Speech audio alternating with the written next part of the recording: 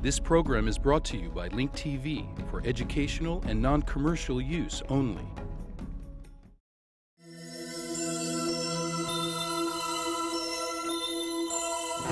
Mosaic, a daily news program from Link TV, presents a selection of news reports from independent and state-controlled broadcasters from throughout the Middle East.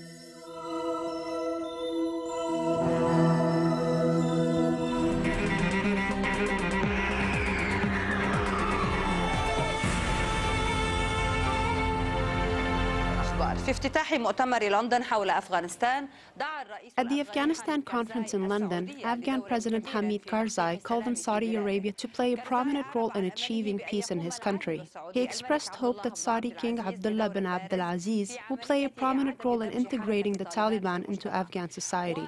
Karzai announced a 6-point plan to achieve stability in the country. 6 نقاط تضمنتها الخطة التي طرحها الرئيس الأفغاني حامد كارزاي.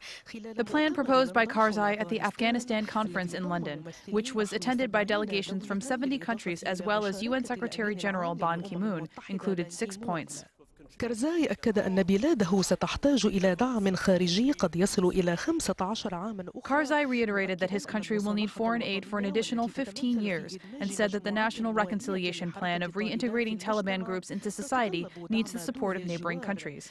He called on Saudi King Abdullah bin Abdulaziz to play a prominent role in achieving peace in Afghanistan.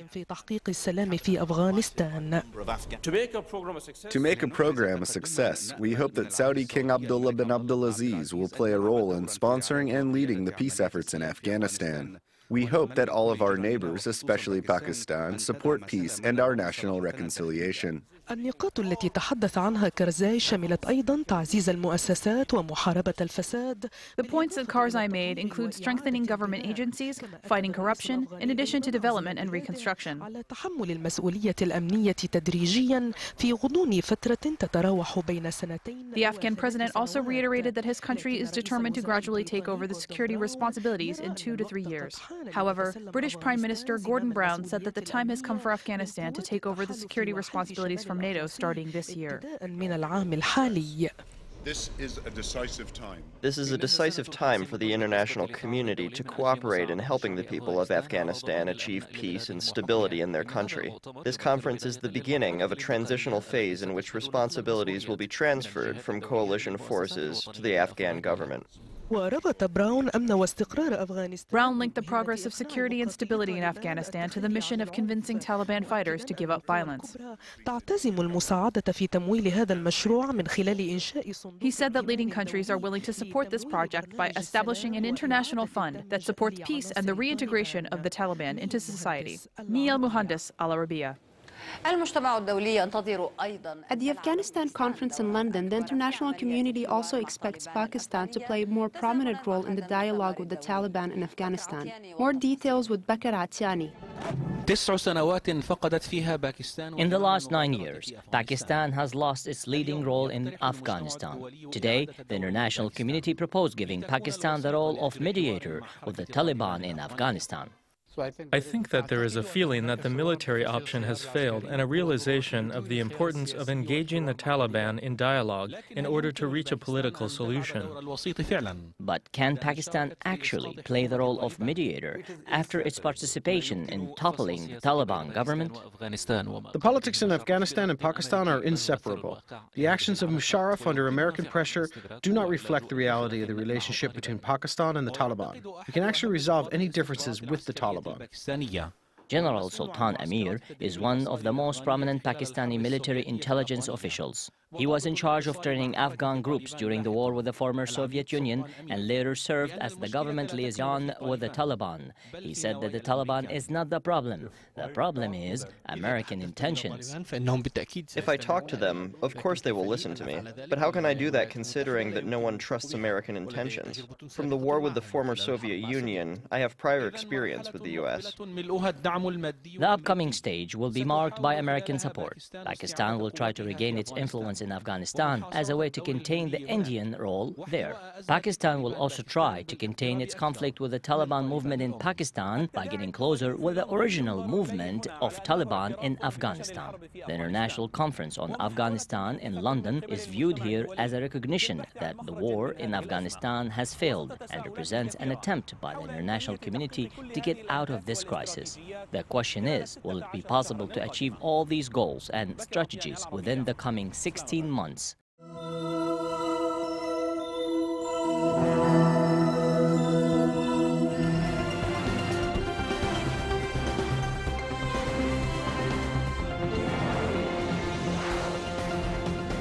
The press conference that is being held on the sidelines of the conference in London on the situation in Afghanistan. The three officials addressing questions by journalists there are the British Foreign Secretary, David Miliband, along with the outgoing Afghan Foreign Minister, Rangin Spanta, and the UN Special Envoy for Afghanistan, Kai Eide. A few points that they made there, the answers they gave to the questions. The British Foreign Secretary, Britain, of course, hosting the conference on Afghanistan in London.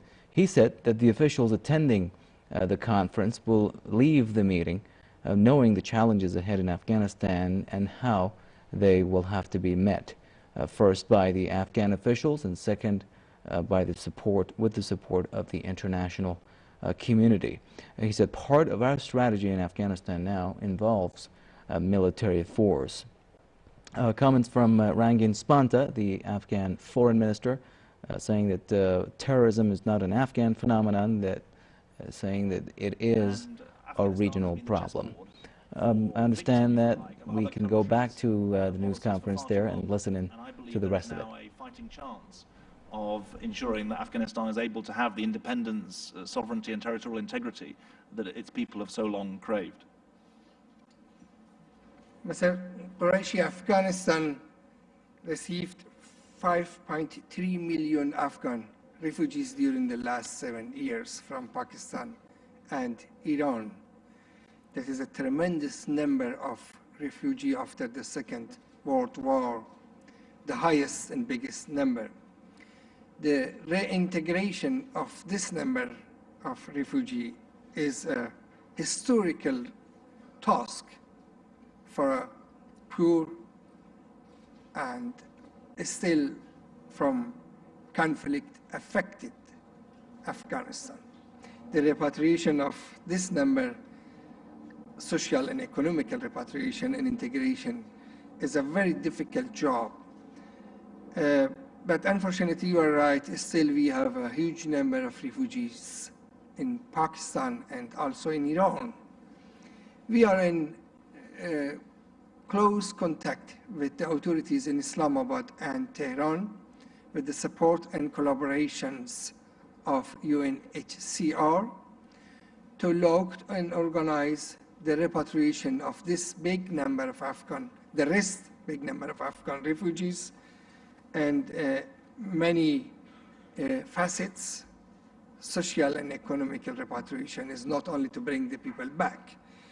And as you rightly mentioned, we have maybe more than 2 million in Pakistan and nearly 2 million other refugees in Iran.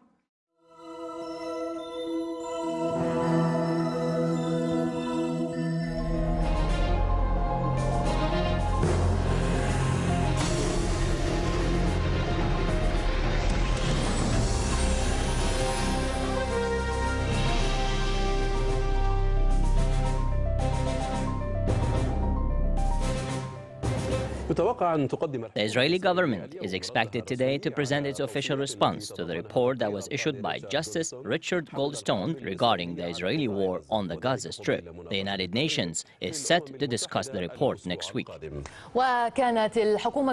Israeli government stated that it will not form an independent panel to investigate the Gaza war, as requested by the UN in the Goldstone Report. Our Al Jazeera correspondent, Ilyas Karam, sheds sheds light on the Israeli controversy over the Goldstone Report. The deadline granted by Justice Richard Goldstone is about to run out. The disagreement between Israeli Prime Minister Benjamin Netanyahu and his Defense Minister Ehud Barak is continuing to delay the Israeli response to the allegations of war crimes in Gaza. On one side, Netanyahu has not yet made a decision on whether he will form an inquiry into the war. On the other, Ehud Barak and his Chief of Staff, Gabi Ashkenazi, rejected the questioning of any Israeli leader or soldier. They called on limiting the privileges of any committee to reviewing only the more than 140 charges already investigated by the Israeli army. The disagreement between Netanyahu and Barak is not fundamental. The government unanimously agrees to reject the Goldstone Report, the international inquiry, and the formation of an official investigative committee. Israel carried out a defensive operation, and its army conducted sufficient internal and independent investigations and learned the lessons from them. However, 8 Israeli human rights organizations demanded Netanyahu form an independent inquiry, saying that the army's internal investigations were not sufficient enough to drop the war crimes charges levied against Israeli political and military leaders.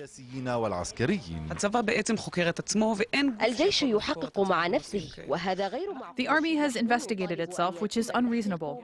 We call for an independent investigation monitored by international observers in order to review the serious charges of killing and destruction facing the Israeli army.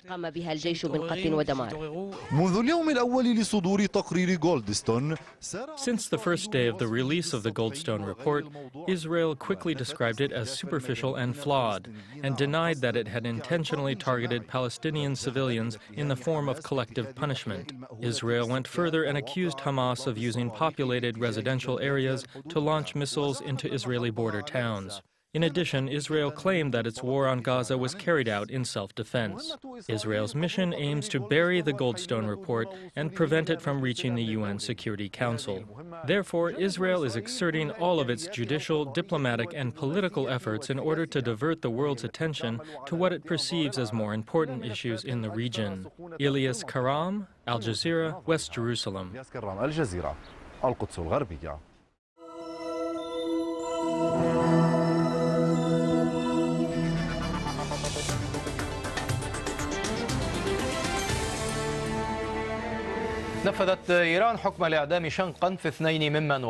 Iran hanged 2 individuals charged with being involved in the protests that followed the last election in the country. Iranian authorities sentenced 11 people to death on charges related to the riots that took place following the election won by current Iranian President Mahmoud Ahmadinejad.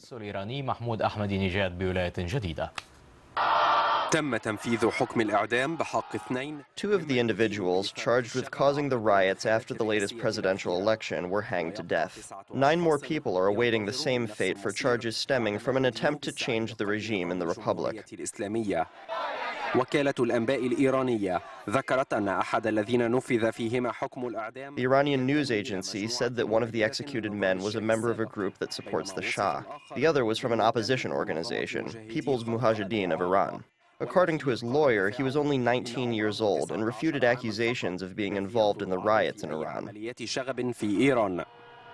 وكانت نتيجة الانتخابات الرئاسية الأخيرة في إيران.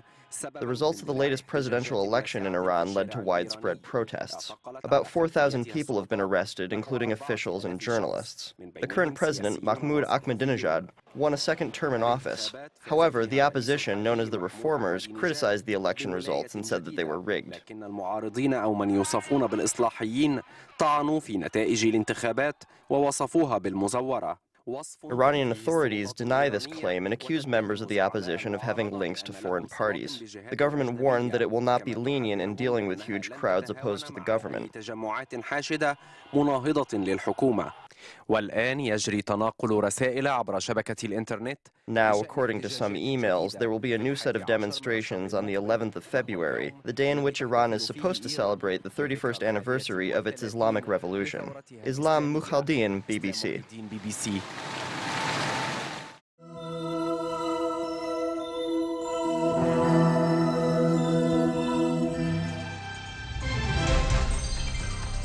U.S. President Barack Obama pushed job creation in the U.S. to the top of his agenda and promised not to abandon his struggling healthcare overall. In his State of the Union address at a time of political setbacks that raised doubts about his leadership, Obama sought to mend the growing partition division that is threatening his initiatives. Obama's address was full of new actions, including a pledge to impose tough new regulations on Wall Street and measures to fight climate change. We get more details in this Reuters report. Primary focus on his domestic agenda, President Barack Obama, in his first State of the Union address, acknowledged America's weak economy and pledged to make job creation his #1 priority. People are out of work. They're hurting.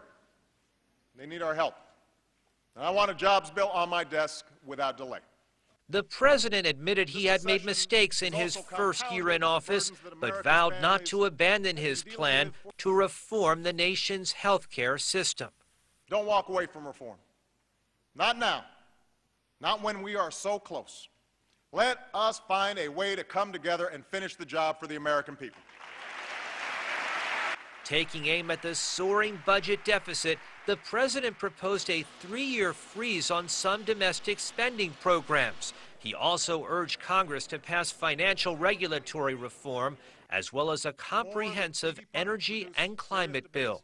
Providing incentives for energy efficiency and clean energy are the right thing to do for our future, because the nation that leads the clean energy economy will be the nation that leads the global economy, and America must be that nation. Turning to foreign affairs, the president said America will succeed in the fight against extremists in Afghanistan and promised that the war in Iraq is winding down. As a candidate, I promised that I would end this war, and that is what I'm doing as president. We will have all of our combat troops out of Iraq by the end of this August.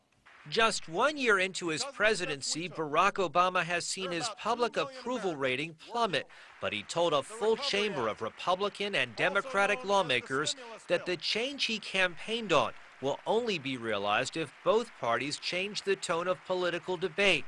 That may be very difficult to carry out with the midterm congressional elections only 9 months away. While his domestic agenda took up the majority of his speech, Obama also touched on some of the thorniest foreign policy issues he has faced in the past year. Addressing the U.S. war in Iraq and Afghanistan, Obama restated his campaign promise to end the war in Iraq and leave the country to its people. On Afghanistan, Obama said the transfer of control over security was underway. He also reasserted his support for aid efforts in Haiti after the country's devastating earthquake. Obama admitted he has made mistakes, saying his first year in office was a difficult one, but he vowed not to give up his efforts to change the way Washington works.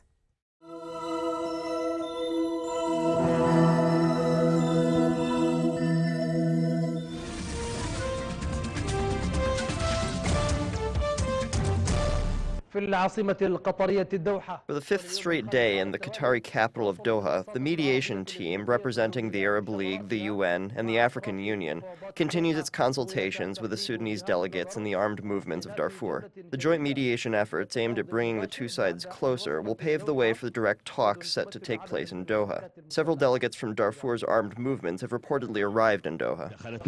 The International Workshop on Peace in Darfur entered its fifth straight day in the Qatari capital of Doha.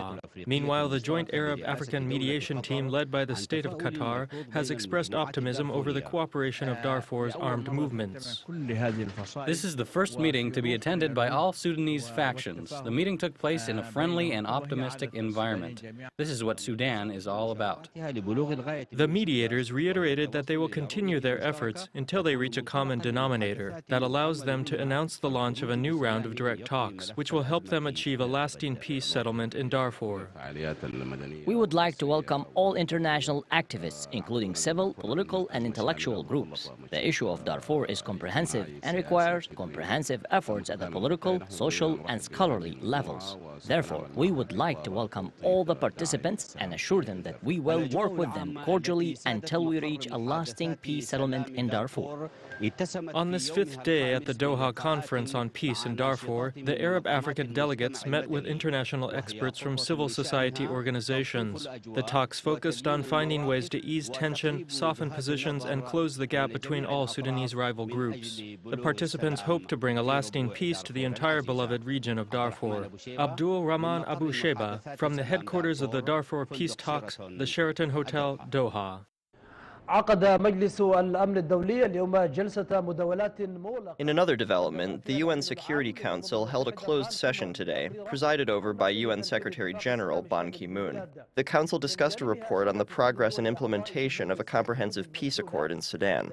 Meanwhile, representatives of Security Council members praised Sudan's efforts in the peace process. The delegates also praised the role of the National Electoral Commission in the organization of the election process. Joining us by phone from New York City is Abdul Mahmoud Abdul Halim, the Sudanese permanent ambassador to the UN. Mr. Ambassador, welcome. Can you comment on today's meeting at the UN?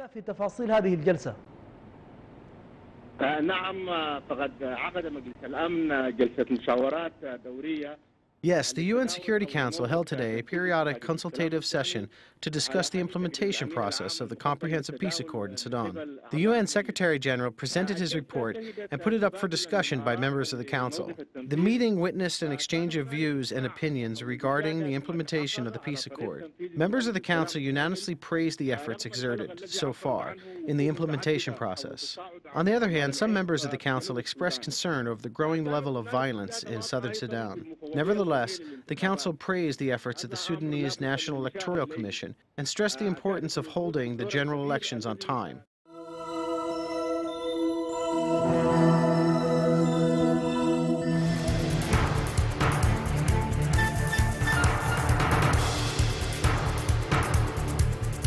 In the town of Majd al-Anjar, Sheikh al-Majzoub was abducted by unknown assailants. Residents of the town are threatening to cut off the main road if he is not returned to his family and town.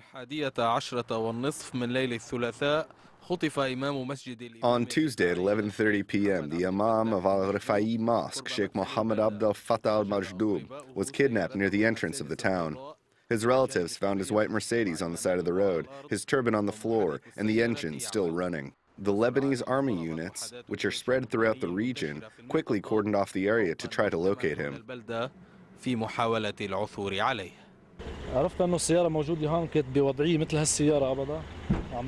We knew that the car was located here, parked just like this car. He has the same car, also white. We came at around 11:45 p.m. The car was still on, it was unlocked, the lights were on, and the engine was overheated. His turban was right here on the floor, and his scarf was inside the car.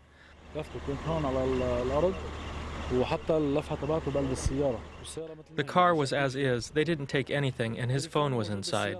They took the second phone that he used to call and turned it off. The phone we used to call him on was under the seat. They probably didn't see it, so they left it. We were calling him and heard it ringing in the car. Was His Excellency the Sheikh receiving any threats? He had received many threats in the past. Of course, he is an imam and an orator. He might have speeches that are well accepted by some, but not others. So yes, he was receiving a lot of threats. The mayor and officials from the town formed a delegation to visit Grand Mufti Sheikh Mohammed Rashid Kabani to follow up on the case. But they did not reach a positive outcome and considered the kidnapping of Sheikh Majdoub to be setting a serious precedent and that government institutions should work hard collectively to find his location and catch the kidnappers. We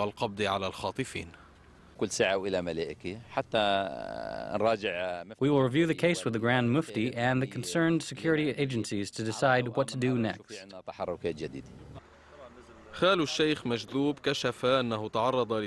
The uncle of Sheikh Majdoub discovered that years ago, the Sheikh had received threats as well as endured an attempted murder in the town of Kabida, Laos.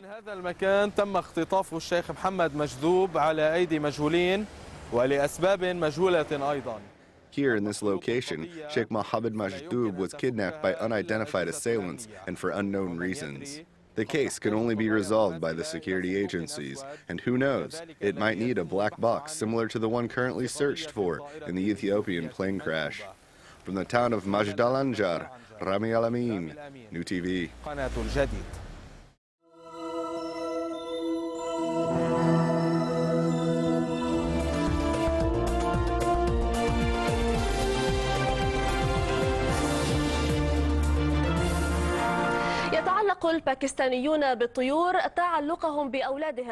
Pakistanis are fond of birds, just like they are fond of their children. Raising birds as a hobby has been gaining momentum in Pakistan and is oftentimes used as a way to earn a living. While some Pakistanis build special gardens for their birds, others use their homes' rooftops to raise their birds due to the high cost of maintaining a garden. Bird lovers are calling for the establishment of associations that specialize in the care of birds, the exchange of knowledge, as well as the organization of bird contests. Our correspondent Mayub Huda reports from the city of Jalim near Islamabad. They are moments of enjoyment and thrills. This is how Feiruz Shah has summed up his story with birds. Shah started his life's journey with birds at an early stage. Over the years, he has collected many different types of birds and housed them in a place he calls Bird Paradise. The Bird Paradise is a garden located on the outskirts of Islamabad and contains almost 73 different bird species.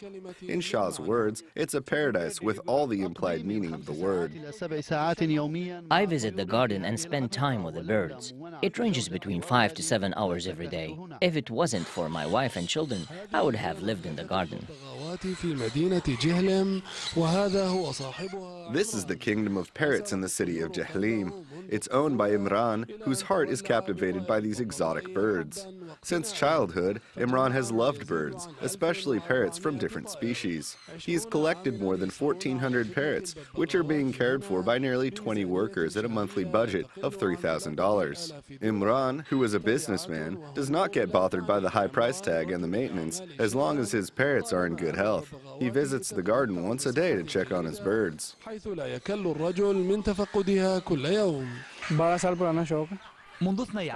Nearly 12 years ago, I started to buy parrots from several countries, including the US, Brazil, and others. I have parrots from nearly 35 different species.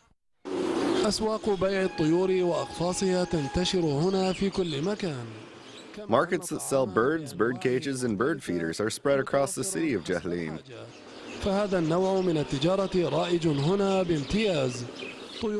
The trade of birds, including local and imported, small and large, is becoming popular in Jalim.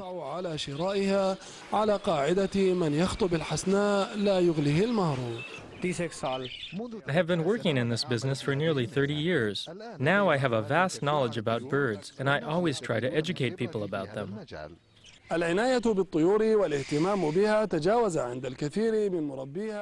For those who raise birds, caring for the birds and showing interest in them is not a hobby, but rather a way of life.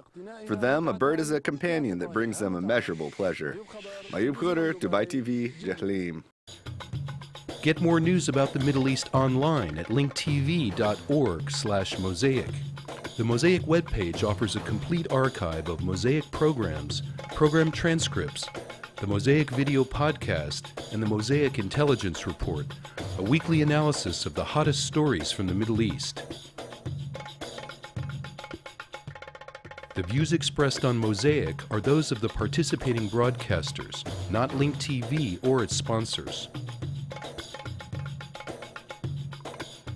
The production of Mosaic is made possible with the support of viewers like you. Thank you.